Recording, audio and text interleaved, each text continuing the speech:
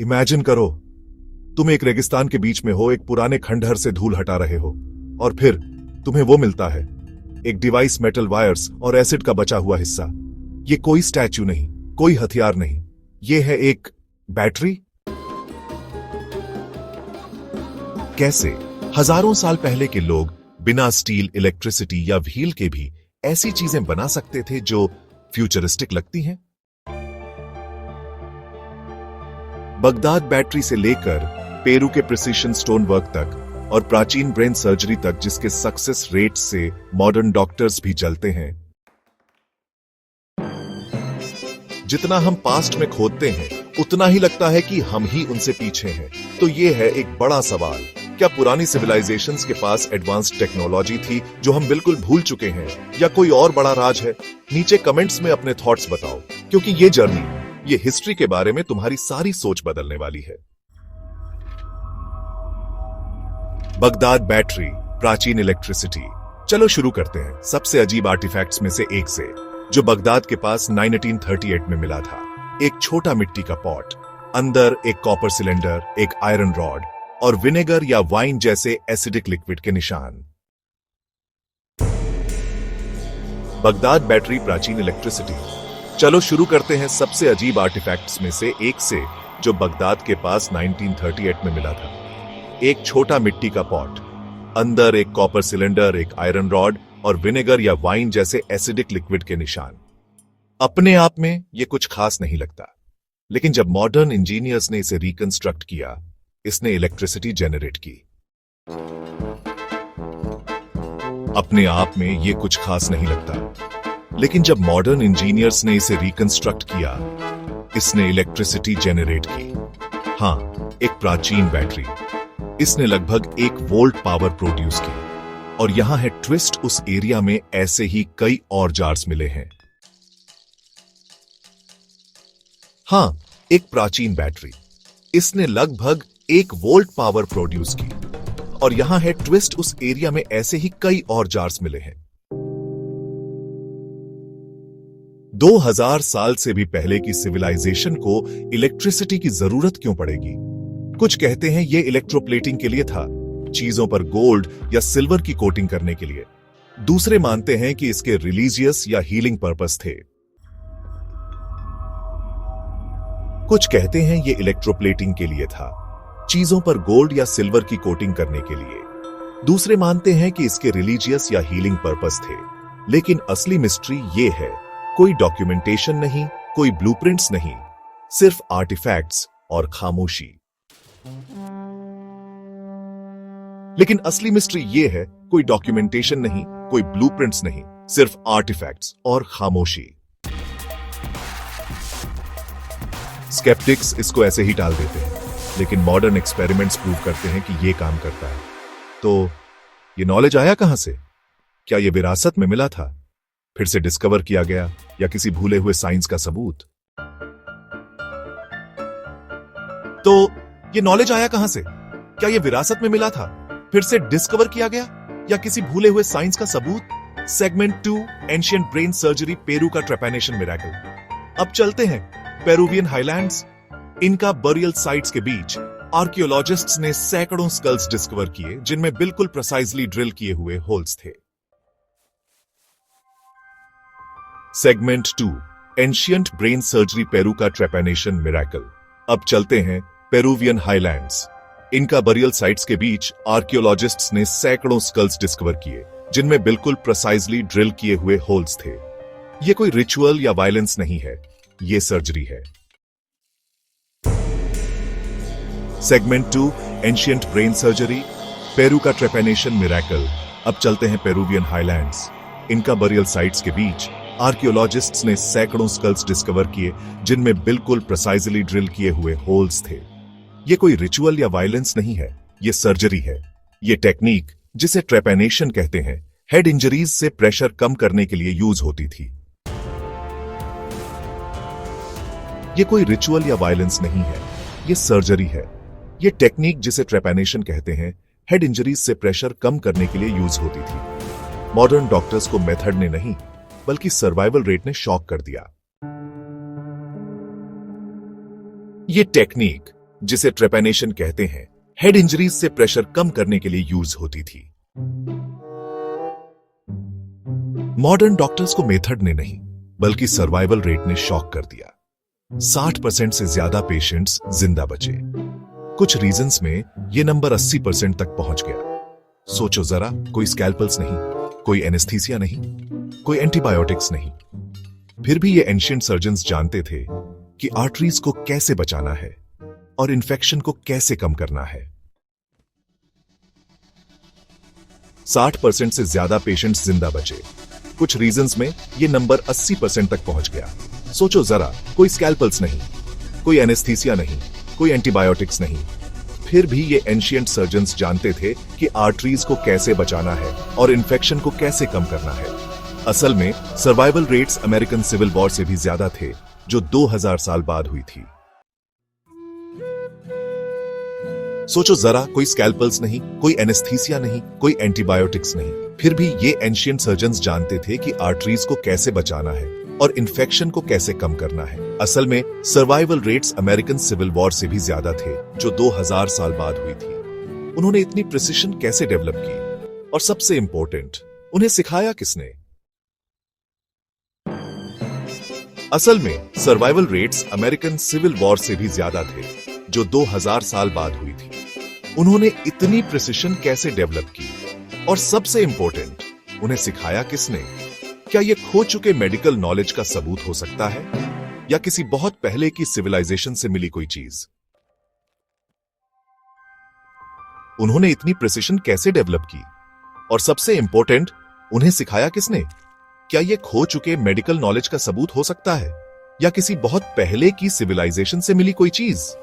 अब शिफ्ट करते हैं पेरू की सबसे आइकॉनिक साइट माचू पिच्चू की तरफ। क्या यह खो चुके मेडिकल नॉलेज का सबूत हो सकता है, या किसी बहुत पहले की सिविलाइजेशन से मिली कोई चीज? सेगमेंट 3 मेगालिथिक स्टोनवर्क माचू पिच्चू की इम्पॉसिबल प्रिसिशन। अब शिफ्ट करते हैं पेरू की सबसे आइकॉनिक साइट माचू पिच्चू की तरफ। बिना व्हील्स या आयरन टूल्स के बना ये माउंटेन टॉप सिटी साइंटिस्ट्स को चक्कर में डाल देता है। बड़े बड़े पत्थर, कुछ तो 50 टन से भी ज्यादा वजन के, इतने परफेक्टली कटे हुए हैं कि आप उनके बीच एक बाल भी नहीं घुसा सकते। सेगमेंट 3 मेगालिथिक स्टोनवर्क माचू पिच्चू की इम्पॉसिबल प्रिसिशन। अब शिफ्ट करते हैं पेरू की सबसे आइकॉनिक साइट माचू पिच्चू की तरफ। बिना व्हील्स या आयरन टूल्स के बना ये माउंटेन टॉप सिटी साइंटिस्ट्स को चक्कर में डाल देता है। बड़े बड़े पत्थर, कुछ तो 50 टन से भी ज्यादा वजन के, इतने परफेक्टली कटे हुए हैं कि आप उनके बीच एक बाल भी नहीं घुसा सकते। कोई मोटर नहीं, कोई सीमेंट नहीं, बस फ्लॉलेस इंटरलॉकिंग। बिना व्हील्स या आयरन टूल्स के बना ये माउंटेन टॉप सिटी साइंटिस्ट्स को चक्कर में डाल देता है। बड़े बड़े पत्थर, कुछ तो 50 टन से भी ज्यादा वजन के, इतने परफेक्टली कटे हुए हैं कि आप उनके बीच एक बाल भी नहीं घुसा सकते। कोई मोटर नहीं, कोई सीमेंट नहीं, बस फ्लॉलेस इंटरलॉकिंग। और भी अजीब बात, कोई चिजल मार्क्स नहीं है। कुछ पत्थरों में 12 से 16 एंगल्स और कर्व्स हैं। सब 3 डायमेंशनल पजल पीसेस की तरह फिट हैं, जो अर्थक्वेक्स झेलने के लिए इंजीनियर किए गए हैं। बड़े बड़े पत्थर, कुछ तो 50 टन से भी ज्यादा वजन के, इतने परफेक्टली कटे हुए हैं कि आप उनके बीच एक बाल भी नहीं घुसा सकते। कोई मोटर नहीं, कोई सीमेंट नहीं, बस फ्लॉलेस इंटरलॉकिंग। और भी अजीब बात, कोई चिजल मार्क्स नहीं है। कुछ पत्थरों में 12 से 16 एंगल्स और कर्व्स हैं। सब 3 डायमेंशनल पजल पीसेस की तरह फिट हैं, जो अर्थक्वेक्स झेलने के लिए इंजीनियर किए गए हैं। तो उन्हें मूव कैसे किया गया, उन्हें शेप कैसे दिया गया? कोई मोटर नहीं, कोई सीमेंट नहीं, बस फ्लॉलेस इंटरलॉकिंग। और भी अजीब बात, कोई चिजल मार्क्स नहीं है। कुछ पत्थरों में 12 से 16 एंगल्स और कर्व्स हैं। सब 3 डायमेंशनल पजल पीसेस की तरह फिट हैं, जो अर्थक्वेक्स झेलने के लिए इंजीनियर किए गए हैं। तो उन्हें मूव कैसे किया गया, उन्हें शेप कैसे दिया गया? यहां से बात और अजीब होती है। कुछ रिसर्चर्स मानते हैं कि इनकाज या उनके पहले के लोग पत्थरों को काटने या मूव करने के लिए साउंड बेस्ड टूल्स यूज करते थे। और भी अजीब बात, कोई चिजल मार्क्स नहीं है। कुछ पत्थरों में 12 से 16 एंगल्स और कर्व्स हैं। सब 3 डायमेंशनल पजल पीसेज की तरह फिट हैं, जो अर्थक्वेक्स झेलने के लिए इंजीनियर किए गए हैं। तो उन्हें मूव कैसे किया गया, उन्हें शेप कैसे दिया गया? यहां से बात और अजीब होती है। कुछ रिसर्चर्स मानते हैं कि इनकाज या उनके पहले के लोग पत्थरों को काटने या मूव करने के लिए साउंड बेस्ड टूल्स यूज करते थे। क्रेजी लगता है? 2020 में एमआईटी और नासा दोनों ने अकूस्टिक लेविटेशन डेमोन्स्ट्रेट किया, साउंड वेव्स का यूज करके चीजों को मूव करना। क्या हो अगर एंशिएंट सिविलाइजेशंस ने ये रेजोनेंस बेस्ड टेक्नोलॉजी डिस्कवर कर ली हो और हमने बस इसे खो दिया? यहां से बात और अजीब होती है। कुछ रिसर्चर्स मानते हैं कि इनकाज या उनके पहले के लोग पत्थरों को काटने या मूव करने के लिए साउंड बेस्ड टूल्स यूज करते थे। क्रेजी लगता है?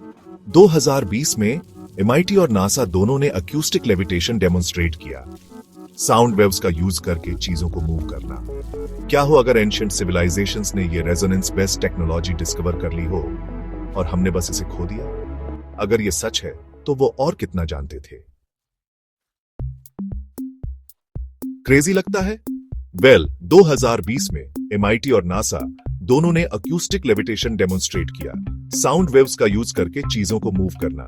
क्या हो अगर एंशिएंट सिविलाइजेशंस ने ये रेजोनेंस बेस्ड टेक्नोलॉजी डिस्कवर कर ली हो और हमने बस इसे खो दिया? अगर ये सच है तो वो और कितना जानते थे? 2020 में एमआईटी और नासा दोनों ने अकूस्टिक लेविटेशन डेमोन्स्ट्रेट किया, साउंड वेव्स का यूज करके चीजों को मूव करना। क्या हो अगर एंशिएंट सिविलाइजेशंस ने ये रेजोनेंस बेस्ड टेक्नोलॉजी डिस्कवर कर ली हो और हमने बस इसे खो दिया? अगर ये सच है तो वो और कितना जानते थे? अब हम एंशिएंट इजिप्ट के टेंपल ऑन हाथोर में उतरते हैं, जहां एक दीवार पर बनी कार्विंग ने रिसर्चर्स को दशकों से हैरान कर रखा है। क्या हो अगर एंशिएंट सिविलाइजेशंस ने ये रेजोनेंस बेस्ड टेक्नोलॉजी डिस्कवर कर ली हो और हमने बस इसे खो दिया? अगर ये सच है तो वो और कितना जानते थे? अब हम एंशिएंट इजिप्ट के टेंपल ऑन हाथोर में उतरते हैं, जहां एक दीवार पर बनी कार्विंग ने रिसर्चर्स को दशकों से हैरान कर रखा है। इसमें एक बहुत बड़ा लाइट बल्ब जैसा कुछ दिखता है, एक ग्लास का डोम जिसके अंदर स्नेक जैसा फिलामेंट है, जो एक पावर सोर्स से जुड़ा हुआ है। अगर ये सच है तो वो और कितना जानते थे? सेगमेंट 4 दी डेंडेरा लाइट इजिप्शियन इलेक्ट्रिसिटी।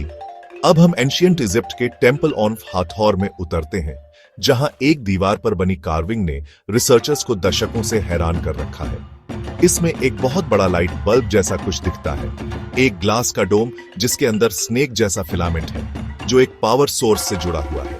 ज्यादातर मेनस्ट्रीम स्कॉलर्स कहते हैं कि यह सिंबॉलिक है, लेकिन इलेक्ट्रिकल इंजीनियर्स जिन्होंने इस डिजाइन को स्टडी किया है और इसे रिक्रिएट किया है, वो एग्री नहीं करते। उन्होंने तथाकथित डेंडेरा लाइट का एक फंक्शनिंग वर्जन बनाया, पावर्ड बाय, आपने सही गेस किया, बगदाद बैटरी।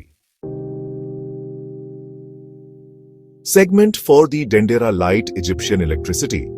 अब हम एंशिएंट इजिप्ट के टेंपल ऑन ऑफ हाथोर में उतरते हैं, जहां एक दीवार पर बनी कार्विंग ने रिसर्चर्स को दशकों से हैरान कर रखा है। इसमें एक बहुत बड़ा लाइट बल्ब जैसा कुछ दिखता है, एक ग्लास का डोम जिसके अंदर स्नेक जैसा फिलामेंट है, जो एक पावर सोर्स से जुड़ा हुआ है।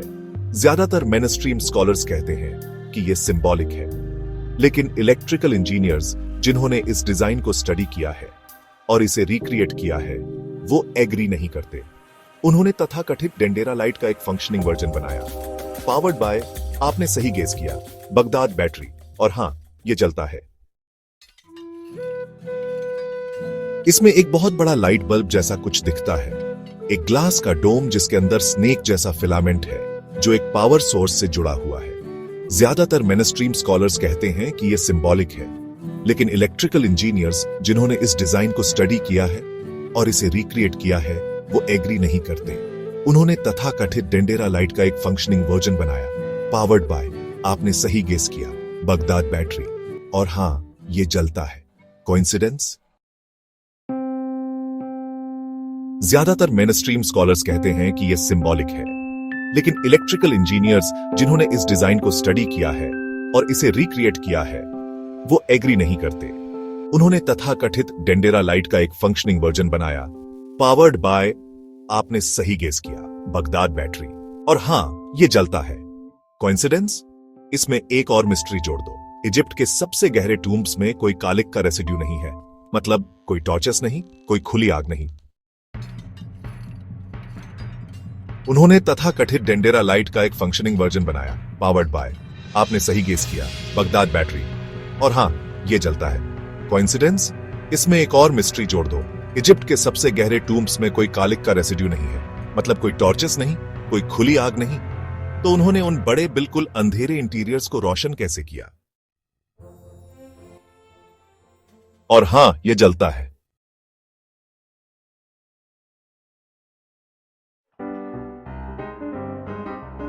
इसमें एक और मिस्ट्री जोड़ दो। इजिप्ट के सबसे गहरे टूम्ब्स में कोई कालिक का रेसिड्यू नहीं है, मतलब कोई टॉर्चेस नहीं, कोई खुली आग नहीं। तो उन्होंने उन बड़े बिल्कुल अंधेरे इंटीरियर्स को रोशन कैसे किया? क्या ऐसा हो सकता है कि एंशिएंट इजिप्शियंस ने इलेक्ट्रिसिटी किसी फॉर्म में यूज की थी, जो मेटाफर्स और मिथ्स के नीचे छिपी हुई थी? तो उन्होंने उन बड़े बिल्कुल अंधेरे इंटीरियर्स को रोशन कैसे किया? क्या ऐसा हो सकता है कि एंशिएंट इजिप्शियंस ने इलेक्ट्रिसिटी किसी फॉर्म में यूज की थी, जो मेटाफर्स और मिथ्स के नीचे छिपी हुई थी? क्या ऐसा हो सकता है कि एंशिएंट इजिप्शियंस ने इलेक्ट्रिसिटी किसी फॉर्म में यूज की थी, जो मेटाफर्स और मिथ्स के नीचे छिपी हुई थी? आखिरी सवाल, क्या हम पहले हैं या सबसे नए? तो अब हमारे सामने एक परेशान करने वाला सवाल है, क्या हम सच में अर्थ पर पहली एडवांस्ड सिविलाइजेशन है, या बस एक बहुत पहले भूल चुके साइकिल का लेटेस्ट ट्रिब्यूट? सुमेर, इजिप्ट, इनका जैसी सिविलाइजेशंस और उनसे भी पहले वाली, उनके पास शायद अपने टाइम से कहीं ज्यादा नॉलेज था, और एविडेंस वो बिखरा हुआ है, इनकन्वीनियंट है और अक्सर इग्नोर कर दिया जाता है। आखिरी सवाल, क्या हम पहले हैं या सबसे नए? तो अब हमारे सामने एक परेशान करने वाला सवाल है, क्या हम सच में अर्थ पर पहली एडवांस्ड सिविलाइजेशन है, या बस एक बहुत पहले भूल चुके साइकिल का लेटेस्ट रिव्यूट? सुमेर, इजिप्ट, इनका जैसी सिविलाइजेशंस और उनसे भी पहले वाली, उनके पास शायद अपने टाइम से कहीं ज्यादा नॉलेज था, और एविडेंस वो बिखरा हुआ है, इनकन्वीनियंट है और अक्सर इग्नोर कर दिया जाता है। कमेंट करो, कौन सी एंशिएंट टेक ने तुम्हारा दिमाग सबसे ज्यादा घुमा दिया? आखिरी सवाल, क्या हम पहले हैं या सबसे नए? तो अब हमारे सामने एक परेशान करने वाला सवाल है, क्या हम सच में अर्थ पर पहली एडवांस्ड सिविलाइजेशन है, या बस एक बहुत पहले भूल चुके साइकिल का लेटेस्ट रिव्यूट? सुमेर, इजिप्ट, इनका जैसी सिविलाइजेशंस और उनसे भी पहले वाली, उनके पास शायद अपने टाइम से कहीं ज्यादा नॉलेज था, और एविडेंस वो बिखरा हुआ है, इनकन्वीनियंट है और अक्सर इग्नोर कर दिया जाता है। कमेंट करो, कौन सी एंशिएंट टेक ने तुम्हारा दिमाग सबसे ज्यादा घुमा दिया? क्योंकि अगला हम कुछ और भी अजीब चीज में कदम रखेंगे, या बस एक बहुत पहले भूल चुके साइकिल का लेटेस्ट रिबूट? सुमेर, इजिप्ट, इनका जैसी सिविलाइजेशंस और उनसे भी पहले वाली, उनके पास शायद अपने टाइम से कहीं ज्यादा नॉलेज था, और एविडेंस वो बिखरा हुआ है, इनकन्वीनियंट है और अक्सर इग्नोर कर दिया जाता है। कमेंट करो, कौन सी एंशिएंट टेक ने तुम्हारा दिमाग सबसे ज्यादा घुमा दिया? क्योंकि अगला हम कुछ और भी अजीब चीज में कदम रखेंगे। दी मैंडेला इफेक्ट, क्या हम एक पैरेलल यूनिवर्स में हैं? सुमेर, इजिप्ट, इनका जैसी सिविलाइजेशंस और उनसे भी पहले वाली, उनके पास शायद अपने टाइम से कहीं ज्यादा नॉलेज था, और एविडेंस वो बिखरा हुआ है, इनकन्वीनियंट है और अक्सर इग्नोर कर दिया जाता है। कमेंट करो, कौन सी एंशिएंट टेक ने तुम्हारा दिमाग सबसे ज्यादा घुमा दिया? क्योंकि अगला हम कुछ और भी अजीब चीज में कदम रखेंगे। द मैंडेला इफेक्ट, क्या हम एक पैरेलल यूनिवर्स में हैं? कल डे 9 पर हम मेमोरी का एक मिस्ट्री एक्सप्लोर करेंगे। लाखों लोग ऐसे इवेंट्स याद करते हैं जो कभी हुए ही नहीं, और एविडेंस वो बिखरा हुआ है, इनकन्वीनियंट है और अक्सर इग्नोर कर दिया जाता है। कमेंट करो, कौन सी एंशिएंट टेक ने तुम्हारा दिमाग सबसे ज्यादा घुमा दिया? क्योंकि अगला हम कुछ और भी अजीब चीज में कदम रखेंगे। अब देखिए, अजीब ग्लिचेस, बदलती हेडलाइंस और बचपन की किताबें जिनके नाम कुछ अजीब लगते हैं। कल डे 9 पर हम मेमोरी का एक मिस्ट्री एक्सप्लोर करेंगे। लाखों लोग ऐसे इवेंट्स याद करते हैं जो कभी हुए ही नहीं। बेरेनस्टेन या बेरेनस्टाइन, नेल्सन मंडेला का प्रिजन में मरना, उनकी असली मौत से सालों पहले, मूवीज की लाइंस जो कभी बोली ही नहीं गई। क्या ये मास कंफ्यूजन है या एविडेंस कि हम पैरेलल टाइमलाइंस के बीच स्लिप कर रहे हैं? Day 9, the Mandela effect. क्या हम एक पैरेलल यूनिवर्स में हैं? वो नोटिफिकेशन बेल दबा दो, क्योंकि ये वाला तुम्हारी हर याद के साथ गड़बड़ कर देगा। Teaser day 9, the Mandela effect. क्या हम एक पैरेलल यूनिवर्स में हैं? कल डे 9 पर हम मेमोरी का एक मिस्ट्री एक्सप्लोर करेंगे। लाखों लोग ऐसे इवेंट्स याद करते हैं जो कभी हुए ही नहीं। बेरेनस्टेन या बेरेनस्टाइन, नेल्सन मंडेला का प्रिजन में मरना, उनकी असली मौत से सालों पहले, मूवीज की लाइंस जो कभी बोली ही नहीं गई। क्या ये मास कंफ्यूजन है या एविडेंस कि हम पैरेलल टाइमलाइंस के बीच स्लिप कर रहे हैं? Denying the Mandela effect. क्या हम एक पैरेलल यूनिवर्स में हैं? वो नोटिफिकेशन बेल दबा दो, क्योंकि ये वाला तुम्हारी हर याद के साथ गड़बड़ कर देगा। क्या हम एक पैरेलल यूनिवर्स में हैं? कल डे 9 पर हम मेमोरी का एक मिस्ट्री एक्सप्लोर करेंगे। लाखों लोग ऐसे इवेंट्स याद करते हैं जो कभी हुए ही नहीं। बेरेनस्टेन या बेरेनस्टाइन, नेल्सन मंडेला का प्रिजन में मरना, उनकी असली मौत से सालों पहले, मूवीज की लाइंस जो कभी बोली ही नहीं गई। क्या ये मास कंफ्यूजन है या एविडेंस कि हम पैरेलल टाइमलाइंस के बीच स्लिप कर रहे हैं? डे 9, दी मंडेला इफेक्ट। क्या हम एक पैरेलल यूनिवर्स में हैं? वो नोटिफिकेशन बेल दबा दो, क्योंकि ये वाला तुम्हारी हर याद के साथ गड़बड़ कर देगा। कल डे 9 पर हम मेमोरी का एक मिस्ट्री एक्सप्लोर करेंगे। लाखों लोग ऐसे इवेंट्स याद करते हैं जो कभी हुए ही नहीं।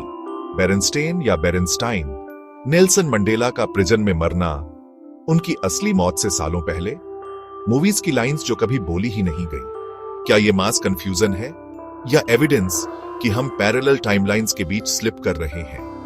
डे 9, दी मंडेला इफेक्ट। क्या हम एक पैरेलल यूनिवर्स में हैं? वो नोटिफिकेशन बेल दबा दो, क्योंकि ये वाला तुम्हारी हर याद के साथ गड़बड़ कर देगा।